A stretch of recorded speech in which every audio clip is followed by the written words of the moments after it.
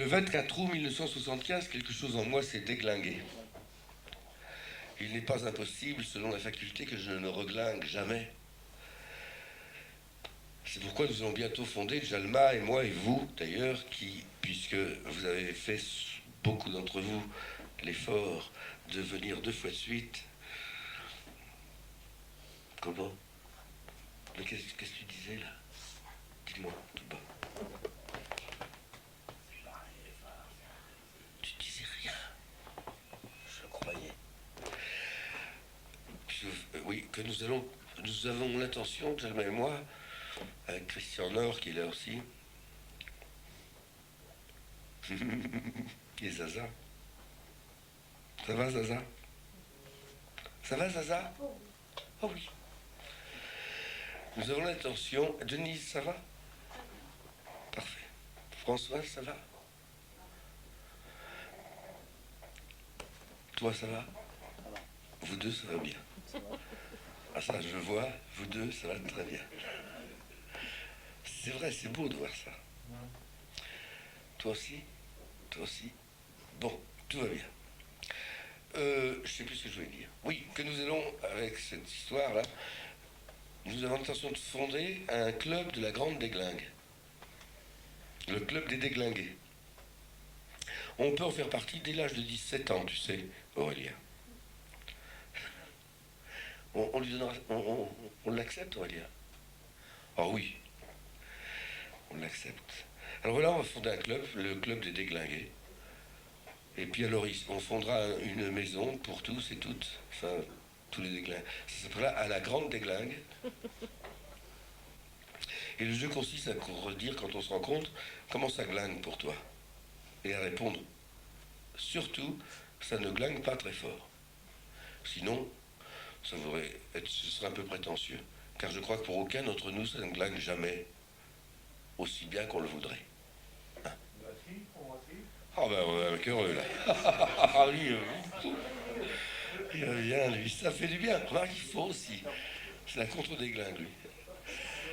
Et bon, alors, bon, il n'est pas possible que je me reglingue jamais, mais cela dit, c'est pas grave. Car pour moi, a commencé très mal dans la vie. C'est un soir de décembre que tout a commencé, comme on voit sous la neige le premier blé pousser.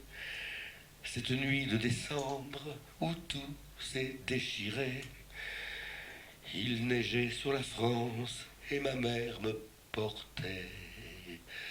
Pendu, cocu, battu, merci, merci, merci d'avance. Et déjà ma mère n'est plus que pour m'avoir donné naissance. Et déjà ma mère n'est plus que souriante en son silence. Jardin, jardin, jardin perdu, merci, merci pour mon enfance.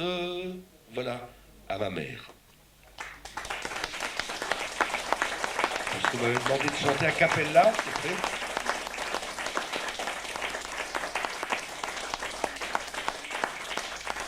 Pour en revenir à elle, d'ailleurs, je suis né pendu par le cordon, en race campagne, comme vous le voyez, le 31 décembre, en hiver. Avec un médecin de campagne qui n'en pouvait plus, son cheval non plus. C'était en 1939.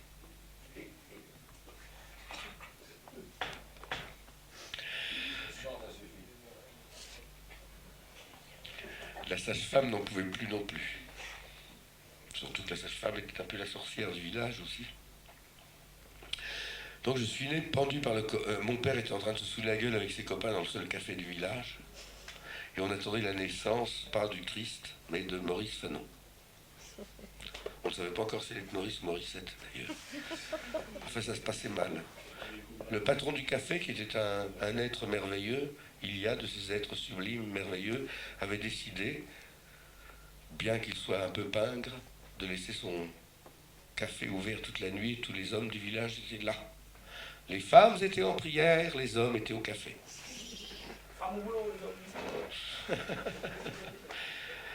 Et voilà, personne n'osait toucher à une queue de billard parce que la queue de mon père n'emmenait pas large.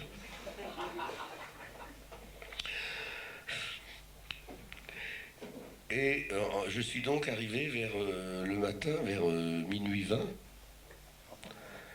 et ils étaient déjà tous beurrés, comme des petits lus. Et après, bien sûr, ça a été encore pire. Quand il a dit que c'était un garçon, c'est comme ça à l'époque. Excusez-moi. Heureusement, ça a un peu changé. Maintenant, on fête autant les naissances d'une fille que d'un garçon, ce qui est bien, je trouve. N'est-ce pas? Le monde commence à se rééquilibrer. Alors, moi, je suis né pendant cela pendu par le cordon. Quasiment mort, en tout cas parfaitement mauve. Ce qui m'a valu dès ma naissance de me voir administrer une première raclée la tête en bas pour m'apprendre à vivre la tête en haut. Comme je suis pas con, j'en ai conclu très vite que cette vie que je n'aurais pas dû vivre, si elle n'est certes pas du gâteau ni une crêpe, non, c'est certes pas moins un cadeau qu'il faut bien vivre et vivre bien. Oui, comme dirait Dimet, ivrogne mais toujours debout.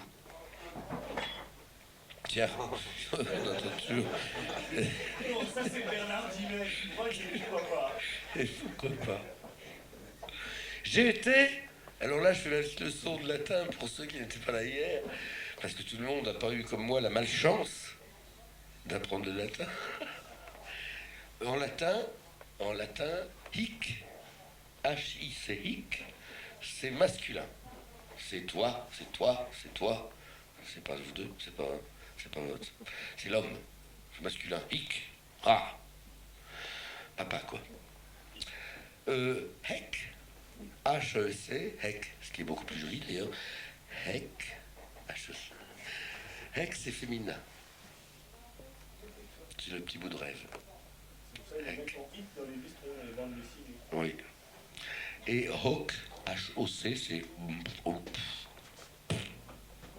neutre. C'est ceux et celles qui n'en ont pas, hommes ou femmes. C'est ceux qui ne sont pas là ce soir. Donc je reprends mon discours. J'ai été, alors là j'ai plus besoin de traduire, j'ai été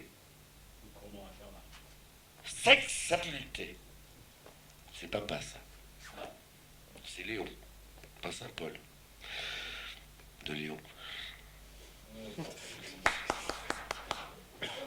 J'ai été sexapulté dans la situation vie et du hic, dans le hoc, sans finalité apparente. Après un trop bref séjour dans le hec, j'ai souvent souhaité retourner dans l'ovarium de moment. Je suis devenu un transparent. Nous sommes tous des transparents et des transparentes. Et les transparents sont des kamikazes. Ce n'est pas parce que je porte à mon cou une écharpe de soie que j'emmènerai plus large qu'une autre ou qu'un autre le jour du dernier rendez-vous avec le baron Samedi et la princesse Erzulie qui règne sur le royaume des morts. Ma transparente et moi, nous avons été heureux. Elle m'a très vite été reprise. C'est pourquoi je sais qu'à l'endroit où elle repose se cache un trésor. D'elle, j'ai tout appris. Du rire et de la larme, du vivre et du mourir. Aussi, à ne lancer qu'un SOS, le dernier, à un dauphin qui l'entendra au loin, parce qu'il est de la même transparence.